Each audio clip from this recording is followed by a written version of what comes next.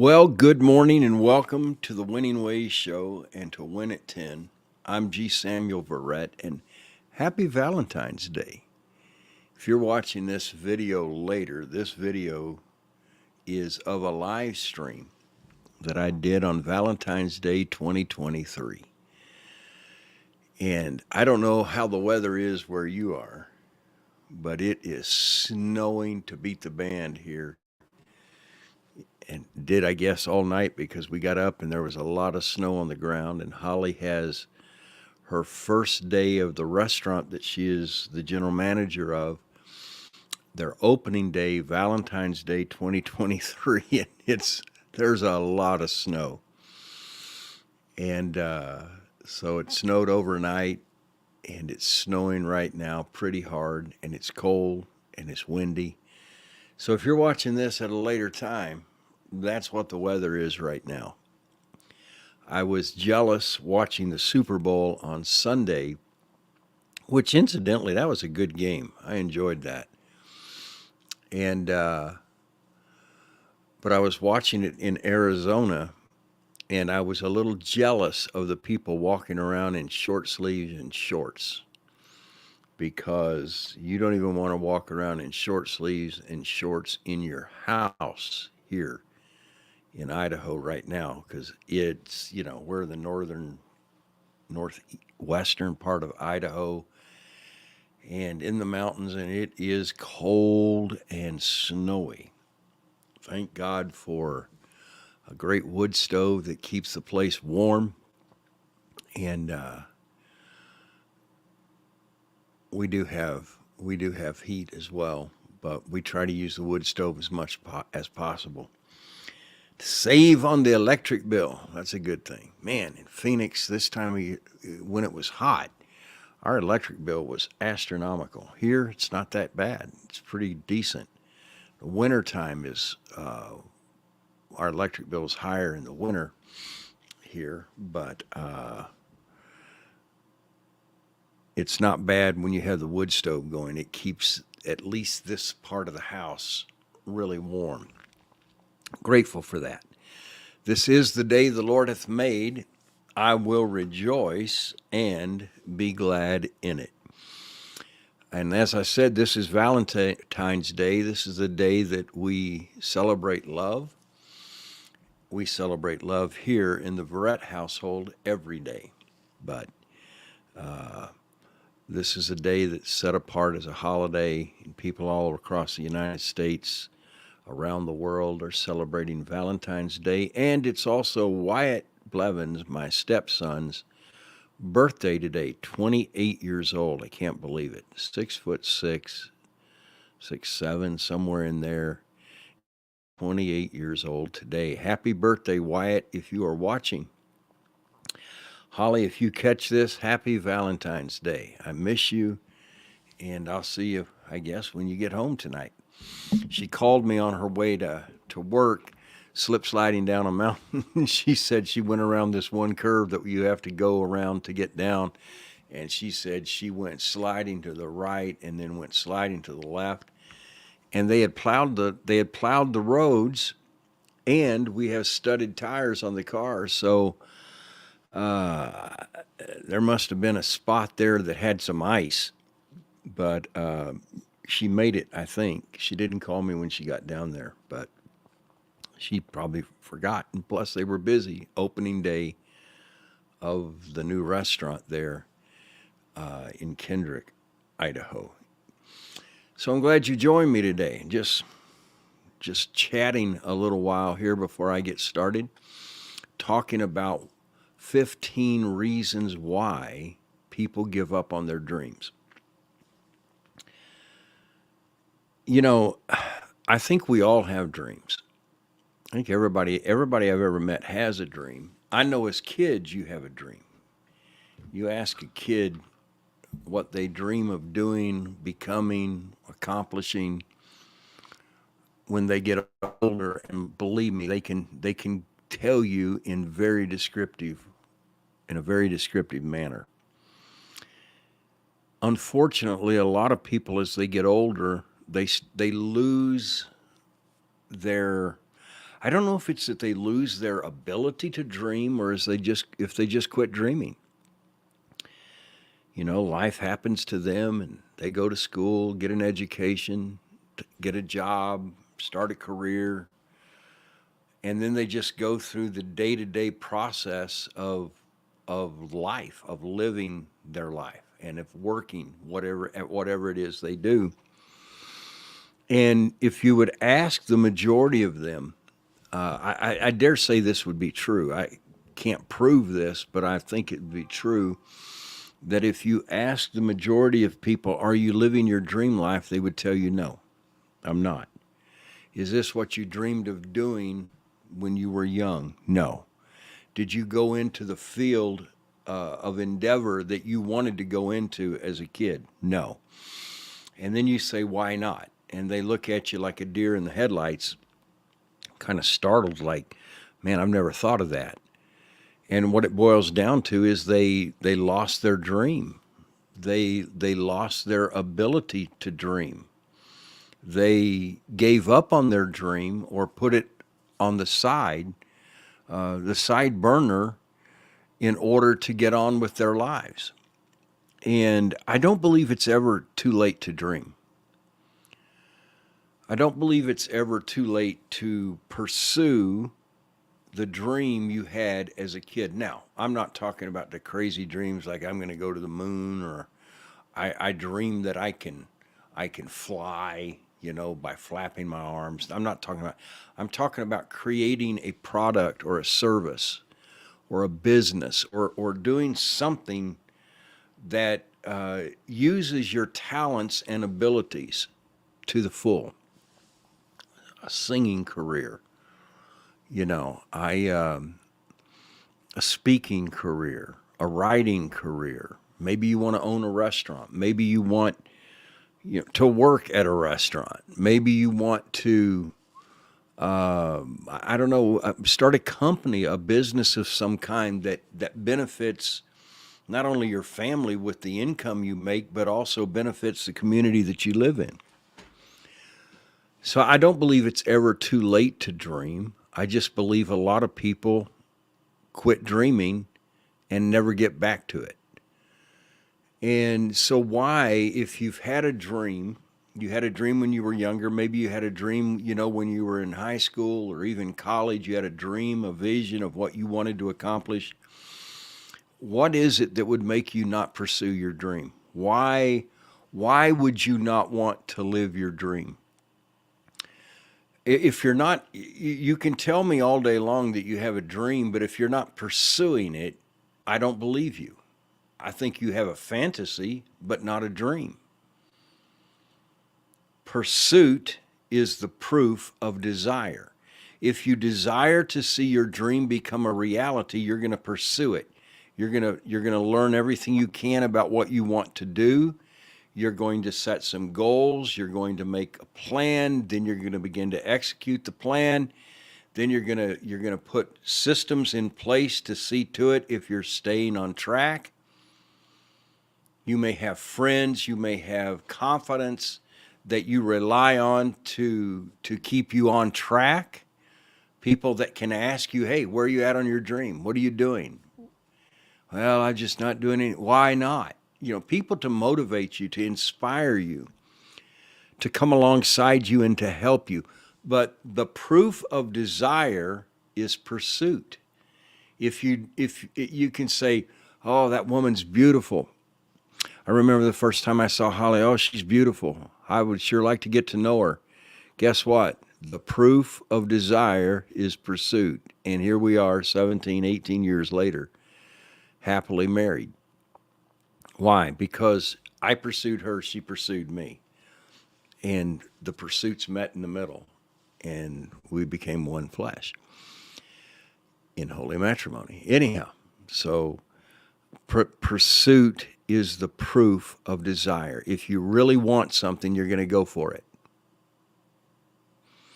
It's like I hear people say all the time, I dream of weighing X amount of pounds. I'm going to go on a diet. I want to lose weight.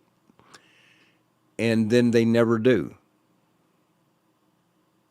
I remember years ago, Holly and I both decided that we wanted to lose weight, and we decided to do something that would jumpstart our weight loss. And we went on basically the Daniel fast, more of a diet than a fast. And we only ate fruit and vegetables. We cut out all carbs. We cut out soft drinks. We cut out sugars, proteins. We cut it all out. And for 21 days, our goal was to just eat fruit and vegetables. We had an orange tree and a grapefruit tree in our backyard in Phoenix. And so it was pretty convenient. So I ate a lot of oranges and grapefruits during that time. Walked every day and started losing weight. Didn't realize that we were losing weight as quickly as we were. And after, a month or so, I needed to go somewhere and wear a suit. And I went into the closet and took the suit out to put it on. And it looked like I had bought a suit 3 times bigger than the size I needed. I mean, when you put a suit on and the shoulders are down somewhere here in your bicep area and the sleeves, your fingers are inside the sleeves, you're like, what happened to my suit? This fit me a month and a half ago. And so I had not been on the scale. I hadn't, really paid any attention to it. I'm just doing this, Daniel fast, eating fruit and vegetables, trying to eat more healthy. And I didn't intend to lose as much weight as I did. And when I finally got on the scale, I found out that in that little over a month and a half, between the time I started until the time I tried this suit on, I had lost right at 60 pounds. I weighed 240 pounds when I started this thing. And at the end of a month and a half, I had lost 60 pounds. I was down to 180. And then I lost down, I wanted to be between 170 and 180, which I felt was a good weight for me. And I got to that point, and for the most part, that was the first year we were married, so 17 years ago. For the most part, I have kept all that weight off. I may be 5, 7, 8 pounds more than I was 17 years ago. That's not too bad. It was a great accomplishment. But, the proof that I wanted to lose weight was in my pursuit. It's easy to talk about what you're going to do. Talk about who you're going to become. Talk about where you're going to be a year from now or 5 years from now. But the proof is in the pudding, as they say. If you really want something, you have to make up your mind that you're going to have it and use everything in your power and allow the Holy Spirit to help you as well, but everything in your power to see it become a reality. Most people give up when they have they face the first little bit of crisis or adversity. There's always going to be obstacles between you and seeing your dream become a reality. But obstacles to me are proof that I'm going in the right direction. There wouldn't be any opposition if I wasn't doing something that could actually become a reality. What was the proof that the children of Israel were in the land of promise? There were giants. People go, I can't go in there until the giants are gone. God, move those giants. God, change this circumstance. And he doesn't do it. He says, you go in there and you kick the giants out. But if there are, so let me say it this way. If there are giants in your promised land, if there is opposition, if there's adversity, if there's crisis, if there are obstacles and you have started pursuing your dream and all of those things have manifested themselves, that's a good sign that you're headed in the right direction, you're doing the right thing. Because if you're not doing the right thing, you don't have opposition. Hey, Wayne, good to see you, man. So you have to pursue. You have to pursue You have to pursue. My cousin, who's on right now, Wayne Kelly, is a world champion, national champion, whatever, arm wrestler. Number one, he looks like a Mack truck. I don't. He obviously got that from his dad's side of the family, and not the Verrett side of the family, because he's built like a brick house, big muscles, big chest, just big guy, and a lot of trophies. You know, has a lot of trophies from championships that he's won. Strong guy, wouldn't take him on. But he started doing that. The fact that he thought he could is one thing. The fact that he became a champion arm wrestler is proof that he not only desired it or wanted it, but proof. His pursuit was proof that he wanted it. And it took work, took effort, took getting up early every morning, working out all the time. Still works out. In fact, I wish he could work out for me, but he can't do that. He can't get it. I can't get in shape by osmosis. I have to put in the effort myself. What is your dream? Why aren't you pursuing it? What is holding you back? I mean, I don't know, Wayne. I've never asked you where you got the idea or the dream. He's 58 this year. So he's 5 years younger than me, 58 this year.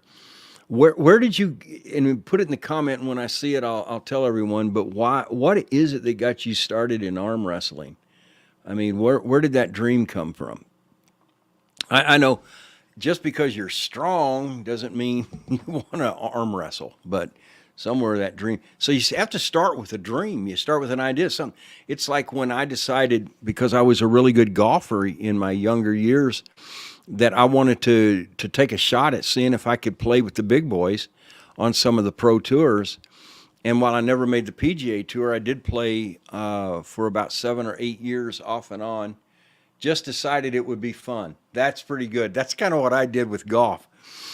But I decided I'm going to give it a shot. So I had done really well playing amateur stuff. And so I remember my first professional golf tournament was at a course in Indianapolis. I was living in St. Louis at the time, and I had to drive over there, and it was at Eagle Ridge. And I was as nervous as a cat on a hot tin roof, my first tee shot. And I am standing there on the first tee, and it's like a 420-yard dog leg just a little bit to the right, and you had to go over a hill. And I mean, and I'd never played the course before. I never even played a practice round, which was stupid because I paid for that. And I stood there shaking, and I thought, man, can I really do this? And they called my name, and I got on the tee and put the ball in the ground on the tee and stood back, took a couple practice swings, made sure I was loose, and then took a swing and launched a 315-yard drive right down the middle. And I was like, I can do this. But I had a dream, but I had to put in effort. I had to put in a lot of work, hours and hours a day. And while I never made it to the PGA Tour, I ended up having a back injury that kept me from it. While I never made the PGA Tour, a lot of the guys I played with did. But I had a lot of fun doing it. But I'm so glad I did it now at 63, looking back, going, you know, most people when they get older go, you know, I really believe I could have done such and such. Well, you should have tried. I don't ever have to look back with regret and say, you know, I had a really good game and people were always telling me I could make it on tour. And you know, and I think I could have. No, I don't have to say that anymore. I tried. I put my money where my mouth was, so to speak, and pursued it. And had some success, you know, on the mini tours, they call them. Mini, M-I-N-I. It's tours that are smaller than the PGA Tour, which is where you want to end up. But played some on the Nike Tour, the Gateway Tour, the Power Built Tour, a couple others, and met a lot of great guys, had a lot of fun. Played a lot of great golf courses. And while I never made the big show, at least I showed up to try to make the show by playing in the smaller events that you have to play in to get to where you want to be. So the proof that I desired it was in my pursuit. It's the same way with you. In whatever area it is, Wayne decided it would be fun. He started putting in the work. He still works at it, you know, and still doing things competitively. And his proof of his desire is the pursuit. You've got to start with a dream, an idea, for whatever reason you want to do it. I really did it because I wanted to see how far I could go. I wanted to see if I had it because I didn't want to get to the point where it was time to die and say, I wish I would have done this. Now, there's probably some other things, if I really look closely at my life, that I'll look back at hopefully 10, 15 years from now and go, I wish I would have tried that. I wish I would have done that. This live streaming thing, I always wanted to, when I was younger in my 20s, I had a #2 rated radio show in the northern part of Indiana and into Michigan and into the Chicago area, broadcast out of South Bend. And I had the #2 rated show according to Nielsen ratings. So I always enjoyed doing this kind of stuff, but I always wanted to get into TV. Well, I have had the opportunity to be on some television programs, Christian television programs, and TV is expensive to get into. I mean, whoa. When I started talking to them about buying time, I was like, I need a miracle. I need to win the lottery or something. Somebody that won the lottery needs to back me. And while I've been on some TV programs and had fun doing that, when live streaming came out, I thought, wow, this is my opportunity, I guess. So the proof that I was made to do this, and this is my passion, is in my pursuit. I'm here every day, whether I feel good or I don't feel good. I say every day, almost every day. And right now, I'm in so much pain. I've got something wrong with my leg. I'm in so much pain, I can't stand it, and I want to cry, but I'm not going to cry on air. But it's amazing because when I'm doing what I believe I was made to do, because I believe this is what God's called me to do. He called me to communicate. He called me to talk. My dad, when I was young, said, son, you have the gift of gab. I can get the wrong number and talk 45 minutes. I like to talk. Not afraid to talk. Have a lot to say, know a lot about a lot of things, and I like to learn. Sometimes my talking involves listening. I ask questions and sit there and listen. You learn that way. But when the Lord spoke to me and said, I want you to start doing live streaming, I remember the day sitting in my office in Phoenix at the time. And the Lord said, from this room, you will talk to people, you will speak to people and minister to people around the world. And guess what? That's what happens. That's what I've done. And thank God for live streaming. Thank God for Facebook Live, for YouTube Live, for Twitter Live, for all the other means whereby you can broadcast. Thank God for StreamYard, which is a program, an online program that allows you to make a professional stream. And then there's all kinds of things you can do, like you're making comments. I don't see them. I don't have Facebook open, but I'm reading the comments right here in StreamYard. And it makes it easy. I can broadcast to more than one channel of social media at one time. I can do 3 right now. And when God blesses me with the extra finances to up my plan, then I'll be able to broadcast to up to 9 different locations, which is pretty cool because that means you have more reach. Anyhow, make a long story short, pursuit is the proof of desire. So if you really want something, learn everything you can about it.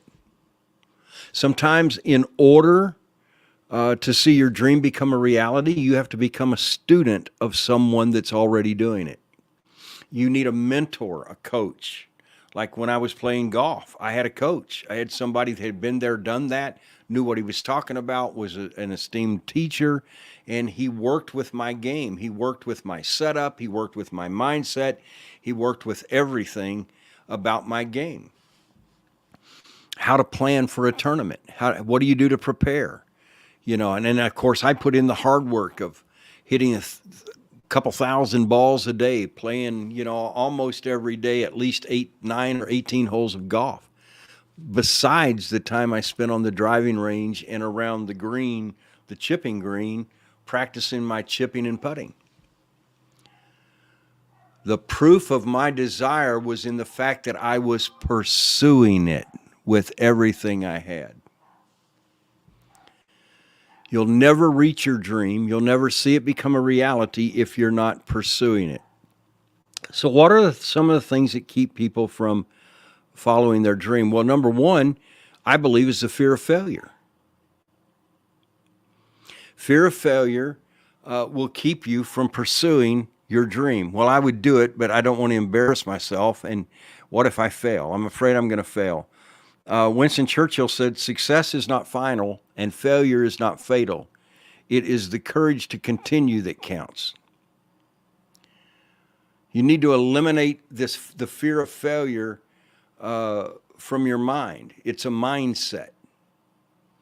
You got to build your mindset of faith, your mindset of I can do this. And I remember the first, like I said, the first tournament I played in, standing on that first tee going, I can do all things through Christ which strengthens me. I can do this.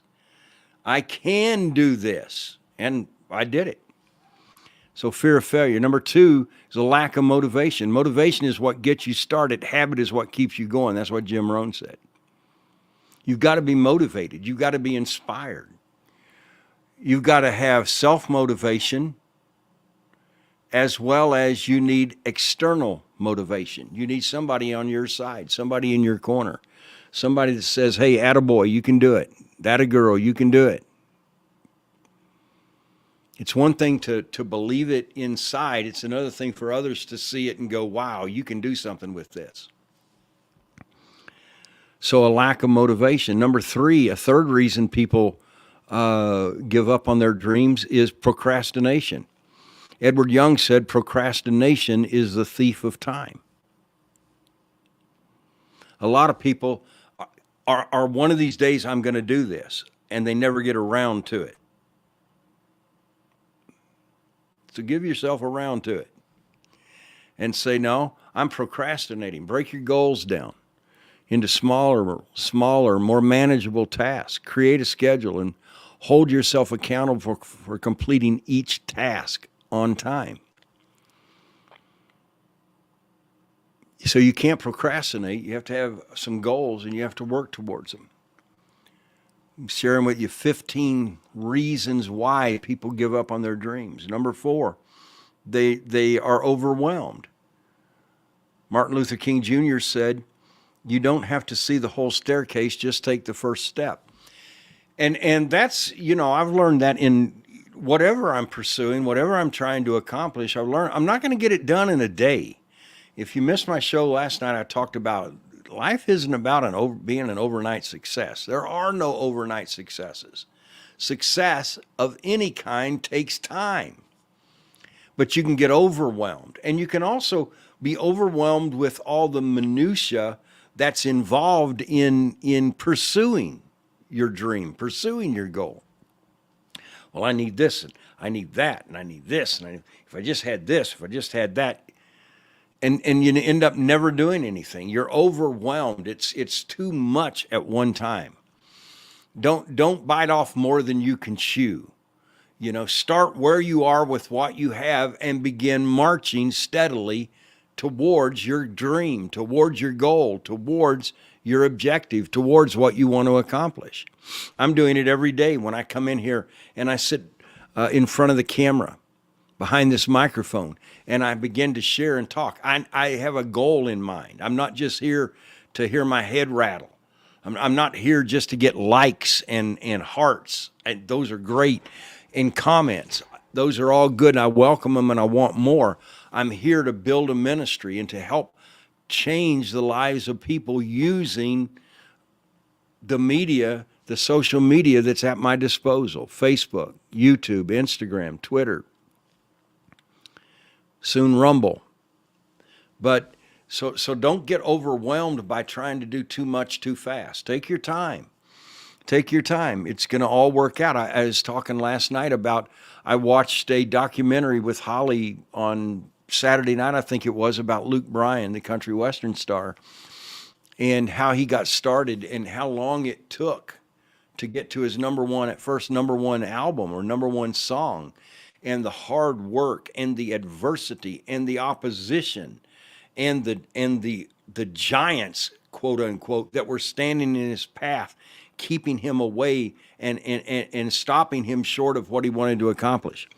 One of the things I discovered by going to Nashville a lot, thousands of people, young people, go to Nashville, men and women, every year to make it big.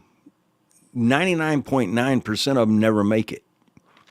So if you're looking for sound equipment or musical instruments, the best place to go is Nashville, because if you go to the pawn shops, it's anything you can think of is there available for sale, because they came there with a dream, but they didn't measure up, or they never got the break they were looking for. Sometimes it takes a while to get your break, and you just got to keep with it until you get your break in life, whatever it is.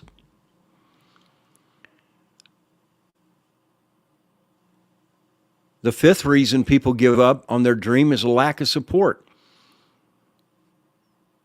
You've got to surround yourself with people that support your dreams, that will help you, that will inspire you, that will finance you sometimes. Hey, I believe in you. I want to invest in what you're doing. By the way, you can invest in the Winning Ways Show. You can give to our ministry, to what we're doing, and help us to expand our reach and get all the other things that we need. I mean, we're doing it on a shoestring right now, but we're believing we're going to have the finances to do it the way we really want to do it. A lot more animations and bottom thirds and overlays and all that kind of stuff. Things that I don't know how to do, but other people do, but it costs money for me to get them to do them. So we're believing for that. But you need a lack of support. You've got to surround yourself with people who support your dreams. Like Holly says, go with the waysayers, not the naysayers. Everybody will tell you why you can't do it. Get around those that will tell you why you can do it and will encourage you. And it really bugs me that believers are some of the most non-believing people that you'll ever meet. And I'm talking about Christians. I believe God will give you a dream, and I believe God will bless you, and I believe you can do whatever I can do all things through Christ which strengthens me. And then when you talk to them about your dream, they go, who do you think you are? Why are you trying to do that? I mean, come on, that's an impossible thing. It's like, how can Christians that have such a positive message and a positive experience be so negative? That's for another show. But it does lead into the next point. Reason 6, negative self-talk. Most people talk themselves out of their dream. Most people, it's not other people that usually talk you out of your dream, it's you talk yourself out. You have the imposter syndrome. I just don't know if I can do it. And it's amazing. It's amazing. It doesn't matter what age you are, you think you're not qualified. It doesn't matter how much education or experience you have. At some point, you will question, am I really qualified to go for my dream? Can I really do it? Do I have what it takes? And then you talk to yourself. I can't believe I'm so stupid. I can't believe I'm trying this. This is not working. Nothing I ever do works. You got to stop that. Get rid of the negative, fear-filled self-talk and fill your mind and your spirit with the Word of God and the positive affirmations of the Word and the encouraging things you've learned from other people, and practice positive self-talk. Talk to yourself. I talk to myself. Everybody talks to themselves. I used to talk to myself like this: you are so stupid. I can't believe you did that. How in the world could somebody with your intelligence make such a dumb mistake or say something so stupid? And you know what? It beat me down. Most of us don't need other people to beat us down, to beat us into submission. We beat ourselves down with negative self-talk. You got to get rid of that. Speak the word. Speak faith words. You have whatever you say. Jesus said that. So if you say, I can't, guess what? You never will. But if you say, I can, you're on the road to accomplishing what God has put in your heart through a dream to accomplish. Number 7, I got to hurry through these. Number 7 is a lack of focus. Bill Russell, the famous basketball player, said concentration and mental toughness are the margins of victory. Dr. Mike Murdock says the only reason men fail is broken focus. As long as you can stay focused on your dream, don't let other things distract you. Don't let the other things that are vying for your attention, don't let them have your attention. You know, if you've ever watched any horse races, like I watched the Triple Crown, or at least one or two of the races every year, and one of the things I noticed is when every horse has blinders that go on either side of their eyes. Why? So they can't see what's going on around them.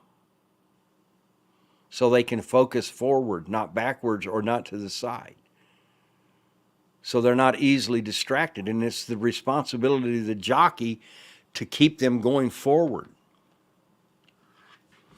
Some of us need to put blinders on and quit looking at everything else. It's like you start something and you get caught up in this, what is it, the bright, shiny object syndrome. I mean, you know, you think, this is what I'm going to do, and man, you go for it in gusto, and then all of a sudden there's something else. Oh, I think I'll try that, and so you run over there, and then you run over there and try something else, and you never accomplish your dream because you haven't got blinders on, ignoring the naysayers, number one, not listening to them, and number two, paying attention to what's going on around you instead of what's in front of you. To eliminate distractions, you've got to create a workplace that helps you to stay focused.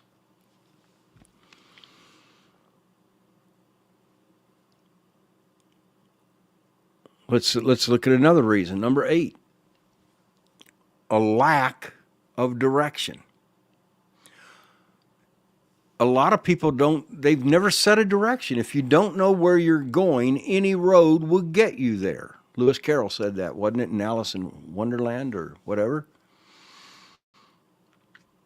If you don't know where you're going, was it Cheshire Cat that said that? It doesn't matter which road you take if you don't know where you're going. You've got to create a clear vision. Even you can have a dream. The dream is the mental picture. The idea of vision is how to get there. Write the vision, make it plain, so they that read it may run with it. That's what Habakkuk teaches us. So you've got to be patient and you've got to trust the process.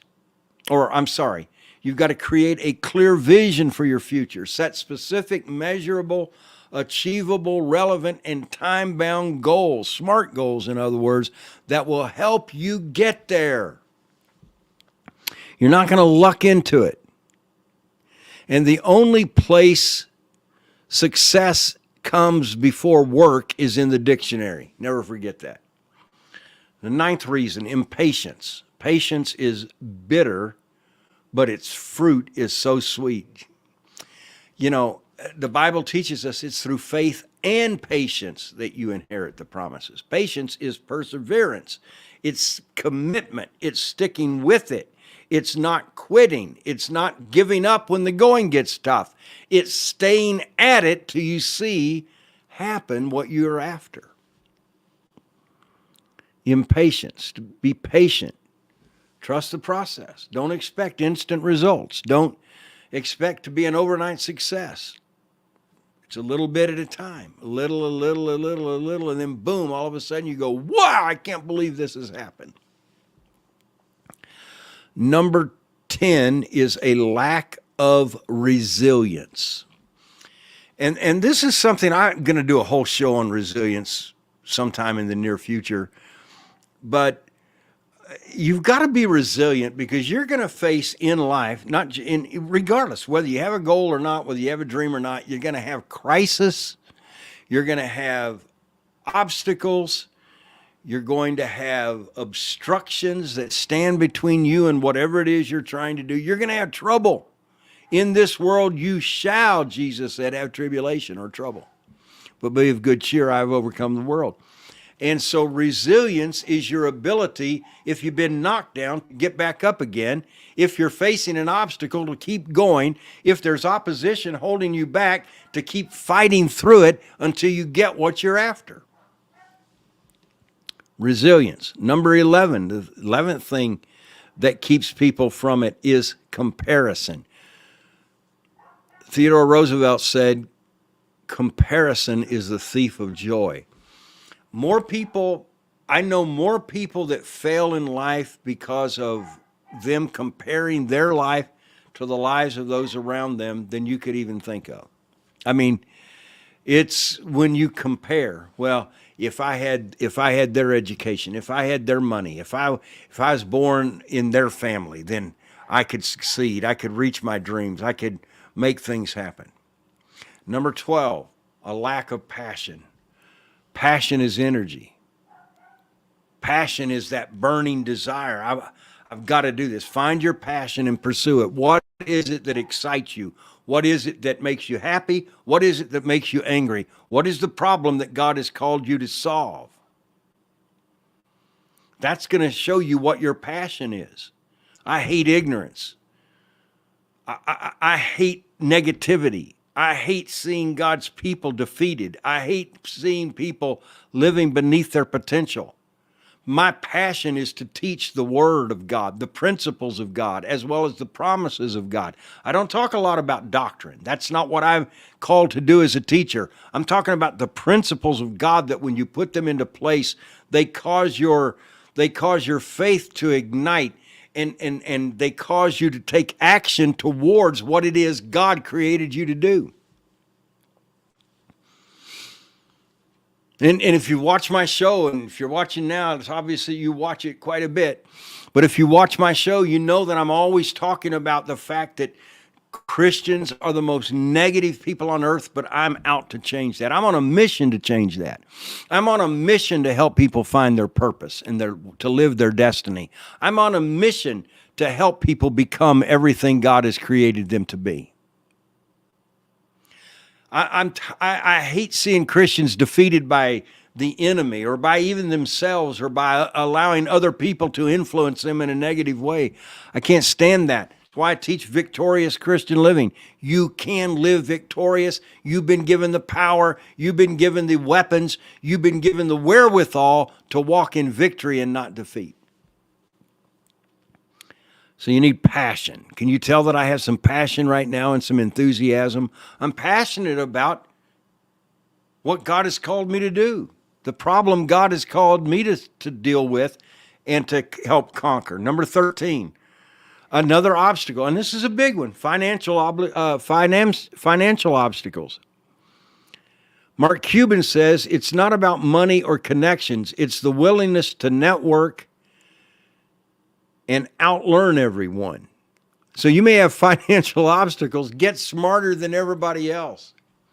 And God has a plan on the financial side. If He's called you to do something, you have faith, you do what God tells you to do, He'll see to it that you have the finances to accomplish it.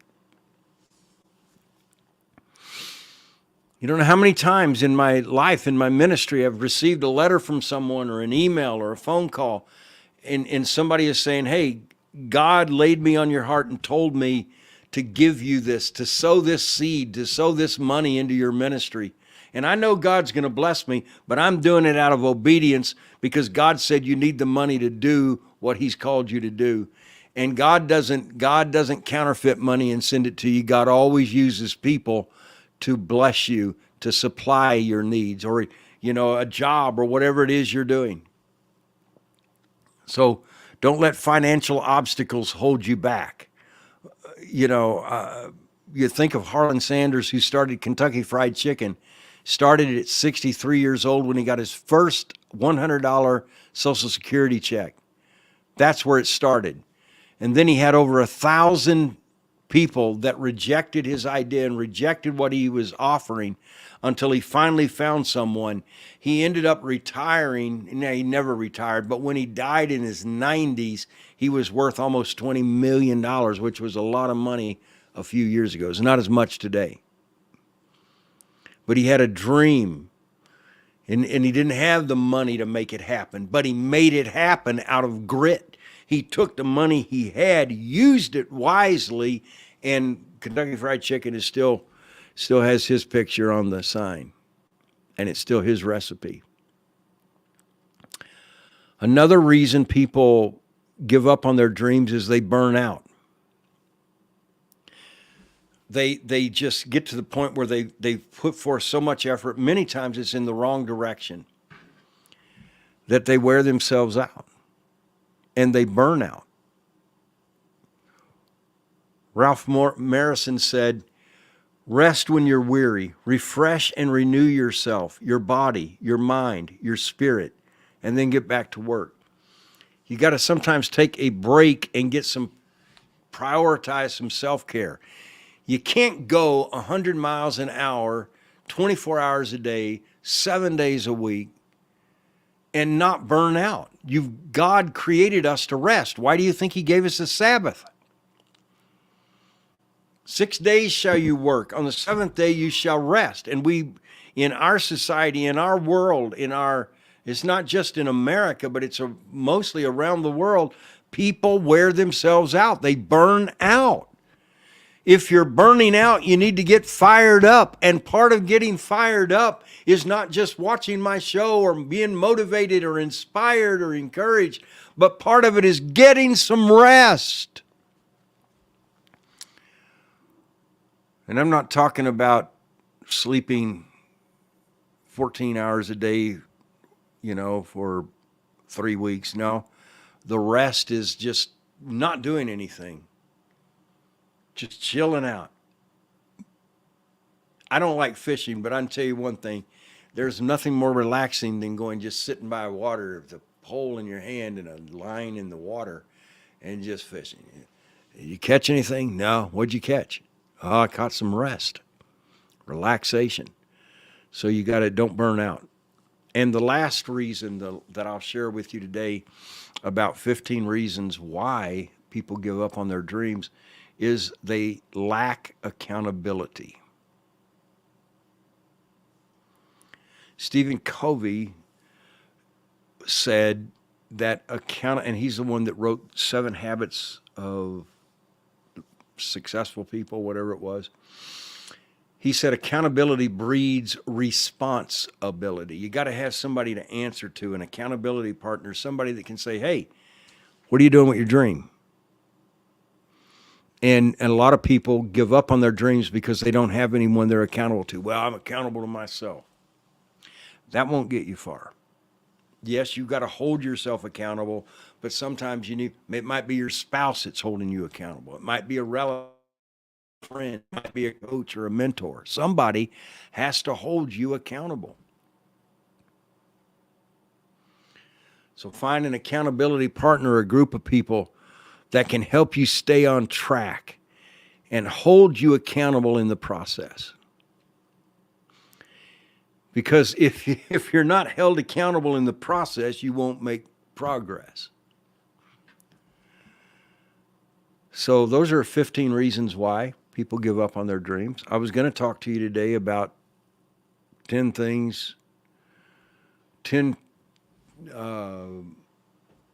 ways to not give up on your dreams. I don't have time I don't want to go any longer today. This has been a pretty long show, 50 minutes right at it. So I think I'll come back tomorrow and finish this up. So you already know the 15 reasons why people give up on their dreams. Tomorrow we're going to talk about 10 ways to not give up on your dreams, how you can hold on, how you can keep going, and how you can make your dream become a reality. A dream is just a mental picture. It's the inner image that God gives you of something that he wants you to accomplish. It's like a photograph in your mind. You can see it. Nobody else might be able to see it, but you can see it. And you're consumed by it. That's one of the ways I know that my dream is of God, is I'm totally consumed by it. I give it everything I've got. You can talk to Holly about it. She'll see me sitting here at this desk working on notes, writing, praying, studying, learning, applying things that I know to my own dream, to my own vision. So I hope you got something out of this today. I hope it's helped you. I hope it's inspired you, motivated you, stirred you up. Don't give up. Don't quit. Don't give up on your dreams. You're closer to seeing it become a reality than you think you are. Thanks, Wayne. Love you, man. God bless you too. And happy Valentine's Day to you and your sweetheart. Father, we thank you for this day. We thank you for your power, for your spirit, for your word. We thank you, Lord, for everything that you're doing in our lives. I thank you, Father, for the dream that you've given me, for the dream that you've birthed in me. And I'm asking you, Lord, that you will help me to continue to pursue with diligence and focus everything that you have called me to do. In Jesus' name. So, for those of you that are wondering how you can support this show, I have scrolling on the bottom of the screen a banner of how you can support our show. Using Venmo, it's at G Samuel Verrett, or Cash App, it's $G Samuel Verrett, and I'll leave that on until I finish talking. But your gift would be greatly appreciated and used to help us not only pay for StreamYard and some of the equipment that we're still needing, but just to say, hey, I believe in what you're doing, and I want to support what you're doing and help you expand your reach and touch more people. You've touched my life. I want you to be able to touch more people's lives. So that's how you can do it in Venmo. That's how you can do it on Cash App. And whatever you do, $5, $10, $20, $50, $1 million would be appreciated. I love you. God loves you. You're more than a conqueror. Greater is he that's in you than he that's in the world. Don't lose your dream. Keep pursuing it and watch what God does. I'll talk to you again soon.